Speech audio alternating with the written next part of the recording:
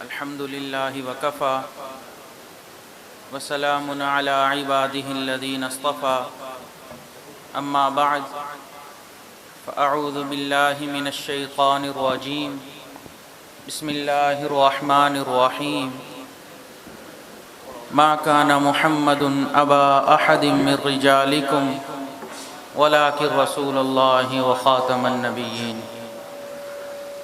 وقال الله تعالى في مقام آخر حسبنا الله ونعم الوكيل. سبحان ربك رب العزة عما يصفون وسلام على المرسلين والحمد لله رب العالمين. اللهم صل على سيدنا محمد وعلى آل سيدنا محمد وبارك وسلم. اللہ رب العزت نے انسانیت کی ہدایت اور رہنمائی کے لیے انبیاء کرام کو اس دنیا میں بھیجا.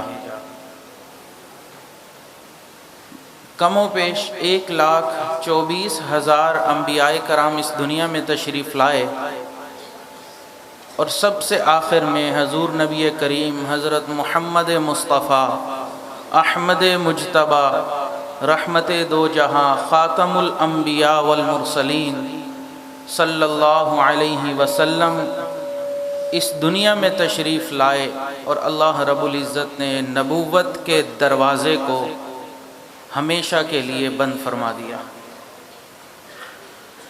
حضور صلی اللہ علیہ وسلم نے ارشاد فرمایا انا محمد و انا احمد، میں محمد ہوں، میں احمد ہوں، وَأَنَا الْمَاحِي، میں مٹانے والا ہوں، الَّذِي يُمْحَى بِي الْكُفْرِ، اللہ میرے ذریعے کفر کو مٹا دیں گے. وَأَنَا الْحَاشِرُ، میں حاشر ہوں، الَّذِي يُحْشَرُ النَّاسُ فِي عَقِبِي، میں قیامت والے دن سب سے پہلے اٹھوں گا اور پوری انسانیت میرے پیچھے اٹھ کر اللہ کے حضور پیش ہوگی. وَأَنَا الْعَاقِبُ، میں عاقب ہوں، وَالْعَاقِبُ الَّذِي لَيْسَ بَعْدَهُ نَبِيٌّ، اور عاقب وہ ہوتا ہے جس کے بعد کوئی دوسرا نبی نہ آئے. تو حضور صلی اللہ علیہ وسلم اللہ تعالیٰ کے آخری نبی ہیں، آخری رسول ہیں. انا خاتم النبیین لا نبی بعدی، کہ میں آخری نبی ہوں اور میرے بعد کوئی دوسرا نبی نہیں ہوگا. لیکن بخاری شریف کی روایت ہے کہ نبی علیہ الصلاۃ والسلام نے ارشاد فرمایا لا تقوم الساعہ، قیامت اس وقت تک قائم نہیں ہوگی حتی یبعث دجالون کذابون قریبا 30، جب تک کہ 30 جھوٹے نبی نہ آ جائیں، کلہم یزعم انہ رسول اللہ، اور اس میں سے ہر ایک یہ کہے گا کہ میں اللہ کا رسول ہوں. تو اس امت میں نبی علیہ الصلاۃ والسلام کے بعد ایسے لوگ آئے جنہوں نے نبوت کا اعلان کیا اور اپنے آپ کو نبی کہا، جبکہ حضور صلی اللہ علیہ وسلم پہلے ہی فرما چکے تھے کہ 30 جھوٹے نبی میرے بعد آئیں گے. انبیاء کرام کو اللہ تعالیٰ نے اس دنیا میں بھیجا تو انبیاء کرام کے کچھ خواص تھے، ان کی کچھ ایسی خصوصیات تھیں جو اور لوگوں میں نہیں پائی جاتی. جو بھی سچا نبی تھا اس کے اندر وہ خصوصیات اللہ نے وضعیت فرمائی تھی، اور جو جھوٹا نبی تھا اس کے اندر وہ خصوصیات نہیں تھیں. اللہ تعالیٰ نے انبیاء کرام کو پیدا کیا، اور پہلی خصوصیت کہ کوئی نبی کسی دوسرے انسان کا شاگرد نہیں ہوتا، کسی دوسرے کے سامنے شاگرد کی حیثیت سے کوئی نبی نہیں بیٹھتا. جبکہ 1300 سال کے بعد ایک شخص نے دعوی نبوت کیا، اس کے حالات زندگی پڑھیں، مرزا غلام احمد قادیانی وہ مختلف اساتذہ سے شاگرد حاصل کر کے بڑا ہوا، تو اس کے اندر دیکھا جائے تو وہ جھوٹا ثابت ہوتا ہے۔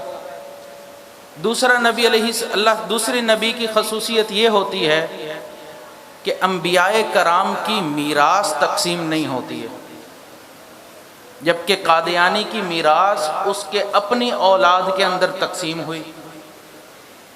ایک خصوصیت یہ ہوتی ہے کہ انبیاء کرام ظاہری اور باطنی تمام عیوب سے پاک ہوتے ہیں۔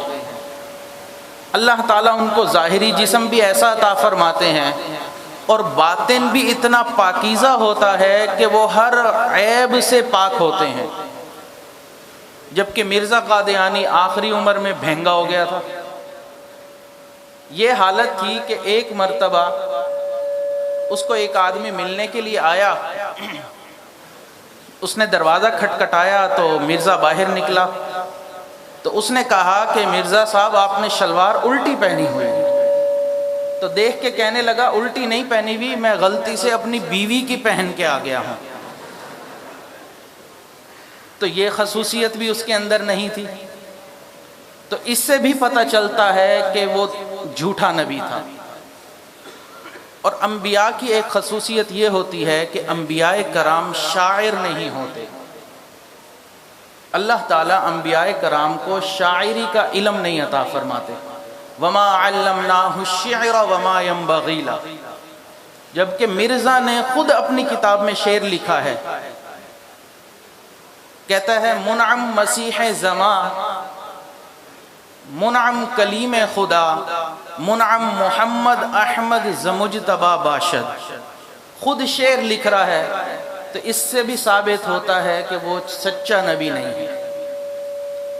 پھر انبیاء کی ایک خصوصیت ہوتی ہے کہ انبیاء کرام ہر طرح کے گناہ سے پاک ہوتے ہیں، وہ اللہ کی نافرمانی نہیں کرتے، جبکہ مرزا نے اپنی زندگی میں کتنے ایسے گناہ کیے کہ بعد میں کہتا تھا کہ میں نے توبہ کی۔ پھر انبیاء کی ایک خصوصیت یہ ہوتی ہے کہ انبیاء کرام نے پیشین گوئیاں کی اور اللہ نے وہ پیشین گوئیاں سچی ثابت کر دی۔ حضور صلی اللہ علیہ وسلم نے کتنی پیشین گوئیاں فرمائیں اور اللہ نے سب کی سب سچ کر دکھائیں۔ مرزا صاحب نے بھی پیشین گوئیاں کی۔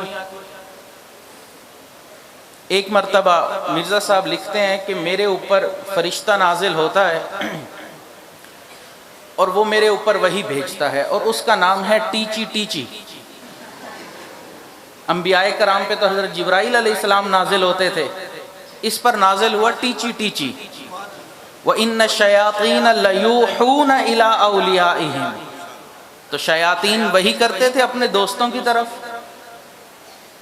تو اپنی کتاب میں وہ لکھتا ہے کہ ٹیچی ٹیچی نے مجھے وحی بھیجی ہر زبان میں، انگلش میں، اردو میں، پنجابی میں، اور ایسی زبان میں بھی وحی بھیجی جس کی مجھے بھی نہیں سمجھ آتی۔ اب جب نبی کو ہی سمجھ نہیں آئے تو وہ امتی کو کیا سمجھائے گا؟ اور پھر وہ لکھتا ہے کہ مجھے انگلش میں وحی نازل ہوئی، گو ٹو ضلع پشاور۔ اس کو ضلع کی انگلش ہی نہیں آتی تھی کہ انگلش میں ضلع کو ڈسٹرکٹ بولتے ہیں، تو پنجابی اور انگلش کو اس نے مکس کر دیا۔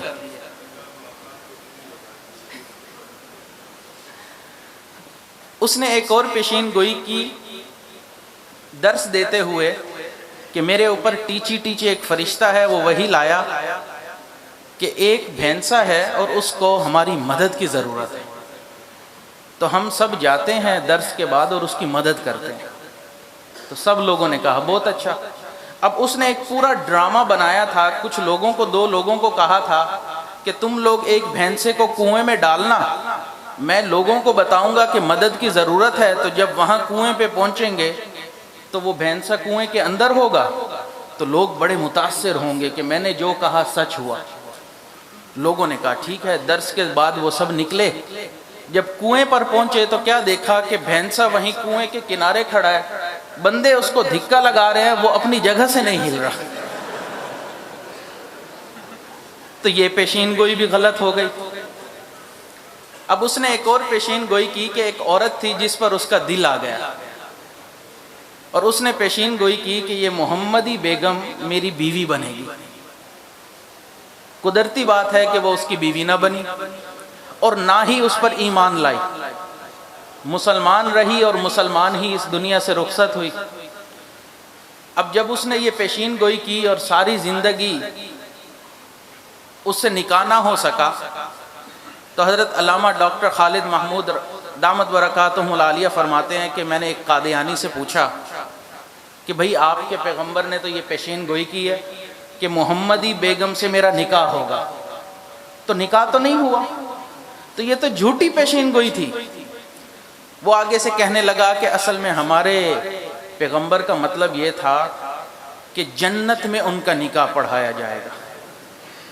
فرماتے ہیں کہ میں نے اسے کہا کہ دیکھو محمدی بیگم تمہارے نبی پر ایمان نہیں لائی تھی، تو تمہارے عقیدے کے مطابق محمدی بیگم تو ہوگی جہنم میں اور تمہارا مرزا ہوگا جنت میں۔ اگر وہاں نکاح ہوا تو سوچو بارات کہاں سے کہاں جائے گی۔ اور دنیا کا اصول ہے کہ اگر داماد بہت اچھا ہو تو اس کو گھر داماد بنا لیا کرتے ہیں، تو اس کی یہ پیشین گوئی بھی سچ ثابت نہ ہوئی۔ تو اس حوالے سے دیکھا جائے تو وہ یہاں بھی جھوٹا ثابت ہوتا ہے۔ پھر انبیاء کرام کی ایک خصوصیت ہے کہ انبیاء کرام کتابوں کے مصنف نہیں ہوتے۔ کسی نبی نے کوئی کتاب نہیں لکھی۔ مرزا صاحب خود کئی کتابوں کو مصنف ہیں اور تصنیف کر چکے ہیں، تو یہ بھی جھوٹی ثابت ہوا۔ پھر ایک خصوصیت یہ ہوتی ہے کہ انبیاء کرام کا جب آخری وقت ہوتا ہے تو فرشتہ آنے سے پہلے، روح قبض کرنے سے پہلے ان سے اجازت طلب کرتا ہے۔ اور مرزا صاحب کی وفات کہاں ہوئی؟ سب جانتے ہیں کہاں پر ہوئی۔ اب ایسی جگہ پر آنے سے پہلے اس نے اجازت تو نہیں مانگی ہوگی، سیدھا گردن ہی دبوچی ہوگی۔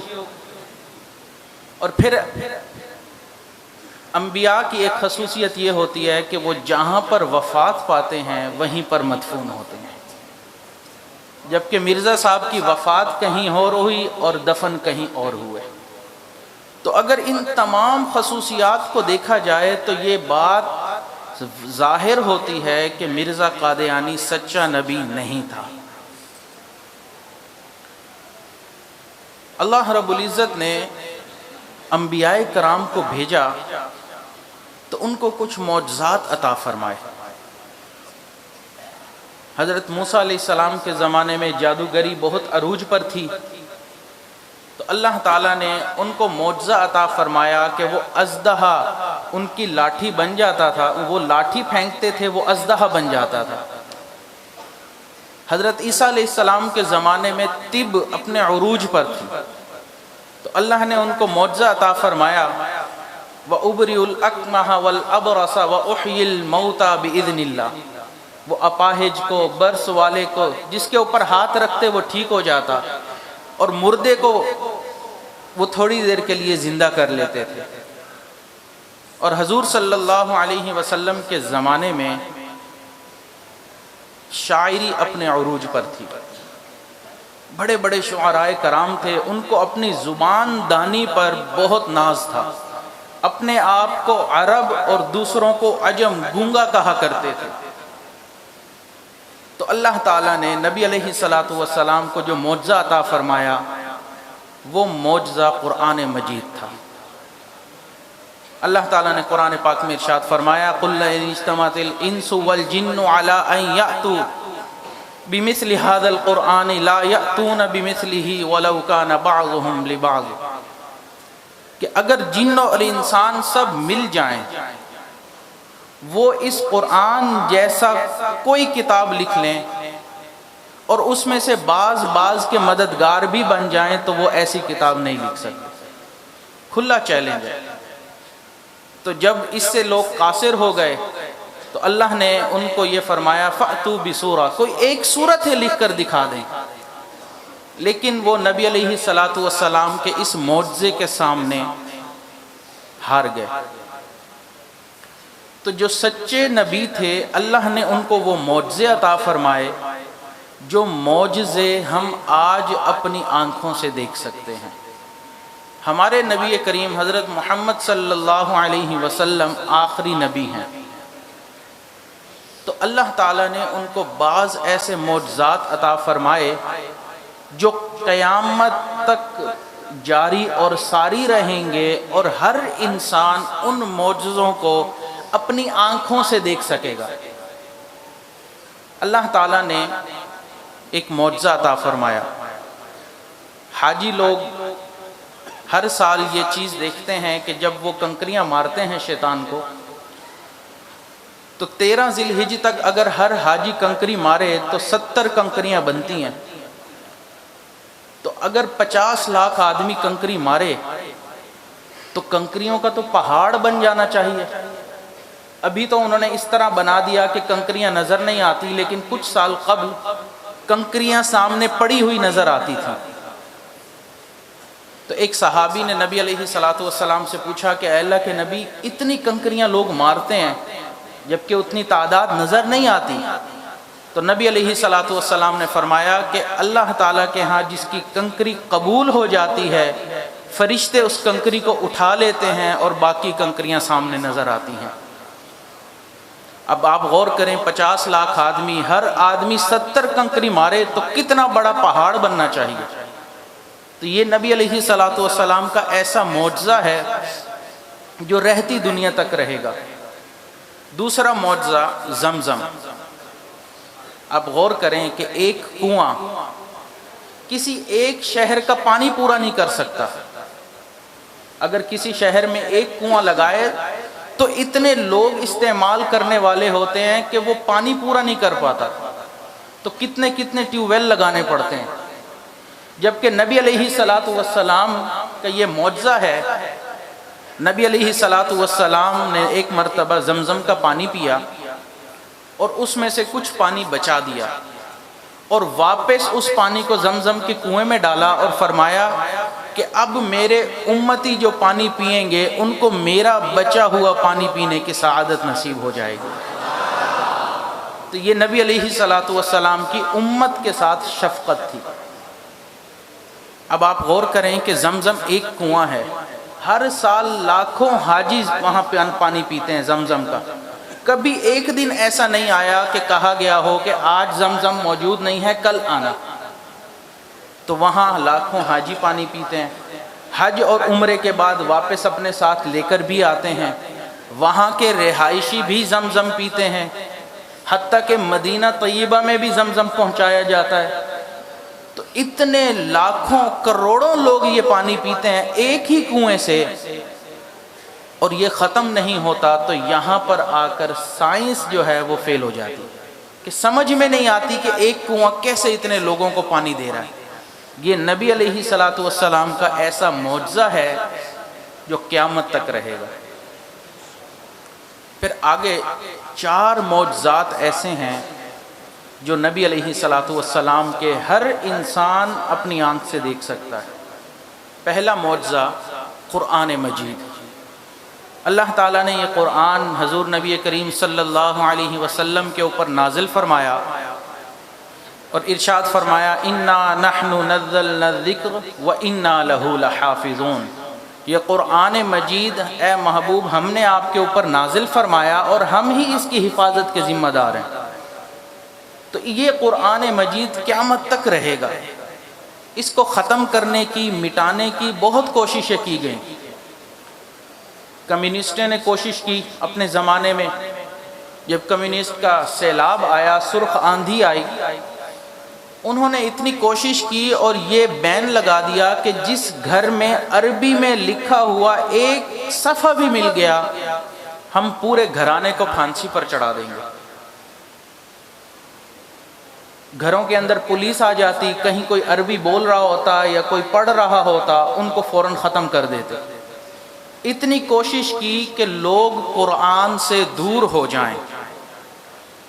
جب کمیونسٹوں کا 70 سالہ دور ختم ہوا تو وہاں کے علماء اکٹھے ہوئے اور انہوں نے کہا کہ 70 سال گزر گئے، عربی پر پابندی، عربی پڑھانے پر پابندی، بولنے پر پابندی، قرآن پڑھنے پڑھانے پر پابندی۔ قرآن 70 سال نظر نہیں آتا تھا، تو اب ہم ایک کانفرنس منعقد کرتے ہیں کہ ملک میں جو حفاظ ہیں وہ اکٹھے ہو جائیں اور ہم ان کی قرأت کروائیں، تو لوگ ان کی قرأت سنیں گے تو ان کے دل میں شوق اور جذبہ پیدا ہوگا کہ ہمیں اپنے بیٹوں کو، اپنی اولادوں کو حافظ بنانا ہے، تاکہ یہ نعمت دوبارہ ہماری اولادوں میں آ جائے۔ علماء کا خیال تھا کہ 100-200 حفاظ اکٹھے ہو جائیں گے، 70 سال اتنے مشکل گزرے ہیں۔ تو جب انہوں نے کانفرنس کی تو یہ اعلان کیا گیا کہ اس وقت تک اس کانفرنس میں تلاوت کرنے کے لیے 14,000 قرائے کرام تشریف لا چکے ہیں۔ تو یہ قرآن مجید ہے جو نبی علیہ الصلوۃ والسلام کا معجزہ ہے، اس کو کبھی کوئی ختم نہیں کر سکتا۔ دوسرا، حدیث مبارکہ۔ حدیث مبارکہ قرآن مجید کی تشریح ہے۔ قیامت تک نبی علیہ الصلوۃ والسلام کی نبوت ہے اور آپ کی یہ حدیث مبارکہ قیامت تک رہے گی۔ اللہ تعالیٰ نے اس کی حفاظت کے بھی عجیب و غریب انداز اختیار فرمایا۔ ایسے محدثین کو پیدا فرمایا جن کو لاکھوں حدیثیں یاد تھیں۔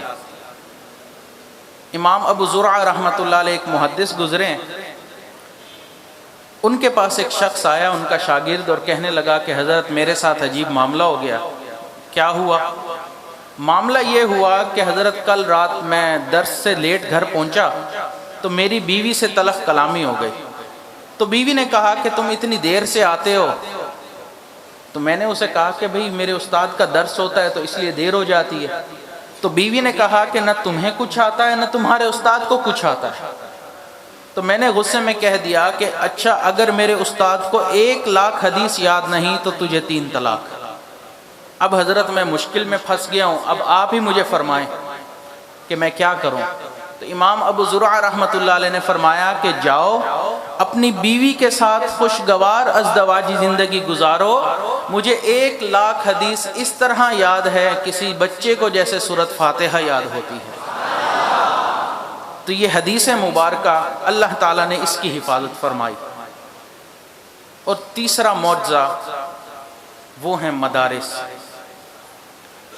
قرآن اور حدیث محفوظ ہے، جہاں پر قرآن اور حدیث مبارکہ پڑھائی جائے وہ جگہیں بھی قیامت تک محفوظ رہیں گی، کیونکہ اگر اس دنیا میں روح موجود ہے تو روح کہاں پر موجود ہے؟ جسم میں موجود ہے۔ قرآن اور حدیث روح کی مانند ہیں، یہ مدارس اس جسم کی مانند ہیں۔ جسم ہوگا تو روح ہوگی، اس لیے جب تک قرآن اور حدیث دنیا میں موجود ہیں تب تک مدارس موجود ہیں، ان کو کوئی ختم نہیں کر سکتا۔ بہت کوششیں پہلے بھی کی گئیں کہ قرآن کو ختم کر دیا جائے۔ فرنگیوں نے اتنی کوشش کی کہ جتنے مدارس تھے سب کے سب انہوں نے مٹا دیے، ختم کر دیے۔ شاہ ولی اللہ رحمۃ اللہ علیہ کے مدرسے کو بلڈوزر کے ذریعے ختم کروا دیا، زمین کے برابر کر دیا۔ پھر اللہ تعالیٰ نے ایک شخصیت کے دل میں ڈالا، انہوں نے ایک مدرسے کی بنیاد رکھی جس کو آج ہم دارالعلوم دیوبند کے نام سے یاد کرتے ہیں۔ یہ علم و ہنر کا گہوارہ، تاریخ کا وہ شہپارہ ہے، ہر پھول یہاں ایک شعلہ ہے، ہر سرو یہاں مینارہ ہے،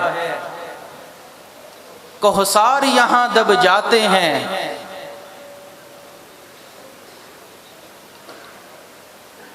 طوفان یہاں دب جاتے ہیں، اس کاخ فقیری کے آگے شاہوں کے محل جھک جاتے ہیں۔ تو مدارس کو کوئی انسان ختم نہیں کر سکتا۔ اور چوتھا معجزہ نبی علیہ الصلوۃ والسلام کا وہ ہے علماء کرام۔ قرآن محفوظ، حدیث مبارکہ محفوظ، وہ جگہیں محفوظ جہاں پر ان دونوں کی تعلیم دی جائے، اور وہ شخصیات قیامت تک محفوظ رہیں گی جو ان دونوں چیزوں کی تعلیم دینے والے ہوں گے۔ نبی علیہ الصلوۃ والسلام نے مسجد اجابہ میں دعا فرمائی تھی کہ اے اللہ میری امت پر کوئی ایسا ظالم مسلط نہ کیجئے گا جو من حیث الامت پوری امت کو ختم کر دے۔ تو یہ نبی علیہ الصلوۃ والسلام کی دعا قبول ہوئی تھی۔ تو اس لیے علماء کرام کو کوئی ختم نہیں کر سکتا۔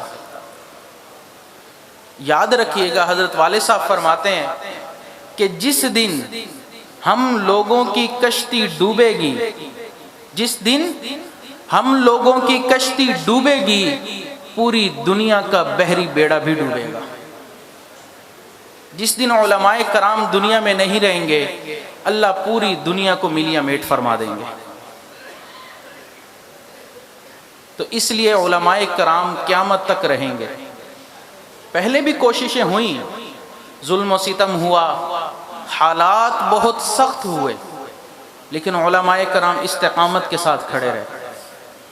دو واقعات عرض کر کے بات مکمل کرتا ہوں۔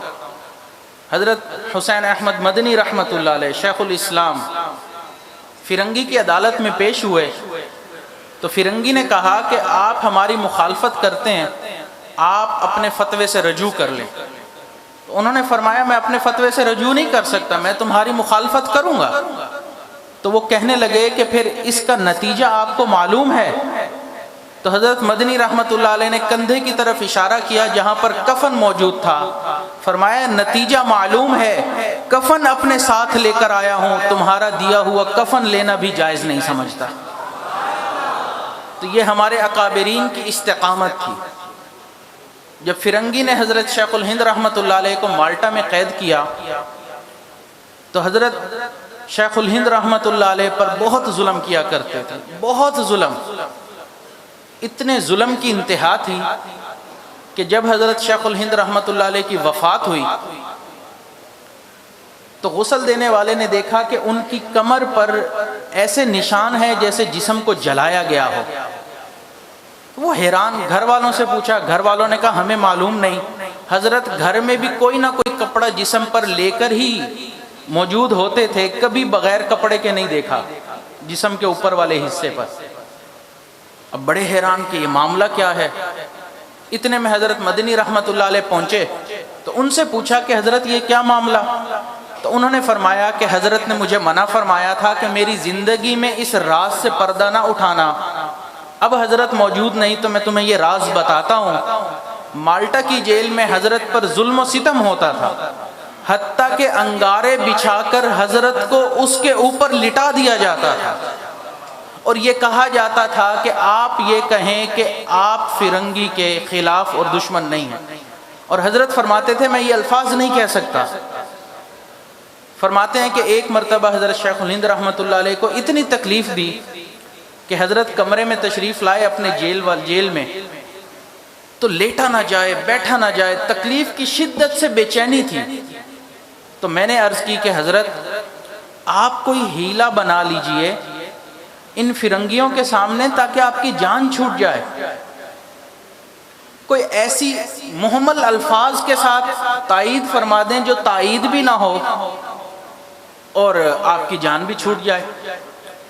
فرماتے ہیں جیسے ہی میں نے حضرت شیخ الہند کو یہ کہا تو حضرت شیخ الہند رحمۃ اللہ علیہ نے میری طرف دیکھا اور فرمانے لگے حسین احمد تمہیں کیا لگتا ہے میں بیٹا ہوں حضرت بلال کا جنہوں مکہ کی گلیوں میں گھسیٹا گیا تھا، میں بیٹا ہوں حضرت خبیب کا، میں روحانی بیٹا ہوں حضرت خباب کا، میں روحانی بیٹا ہوں امام ابو حنیفہ کا جن کا جنازہ جیل سے نکلا تھا، میں بیٹا ہوں احمد ابن حنبل کا جن کو وقت کے بادشاہ نے کوڑے لگائے تھے، میں بیٹا ہوں مجدد الفسانی کا، میں روحانی بیٹا ہوں شاہ ولی اللہ محدث دہلوی کا۔ حسین احمد یہ میرے جسم سے جان تو نکال سکتے ہیں، میرے سینے سے ایمان نہیں نکال سکتے۔ تو اس لیے یہ نبی علیہ الصلوۃ والسلام کا معجزہ ہے، نبی علیہ الصلوۃ والسلام کی نبوت قیامت تک کے لیے ہے، اور آپ کے یہ معجزات بھی قیامت تک رہیں گے۔ جو بھی انسان آ جائے حالات ضرور سخت ہوں گے لیکن ان چیزوں کو ختم نہیں کیا جا سکتا۔ دعا ہے اللہ تعالی ہمارے ساتھ رحمت والا معاملہ فرمائے، ہمیں استقامت دین کے اوپر عطا فرمائے اور عافیت والا معاملہ فرمائے۔ وآخر دعوانا ان الحمد للہ رب العالمین۔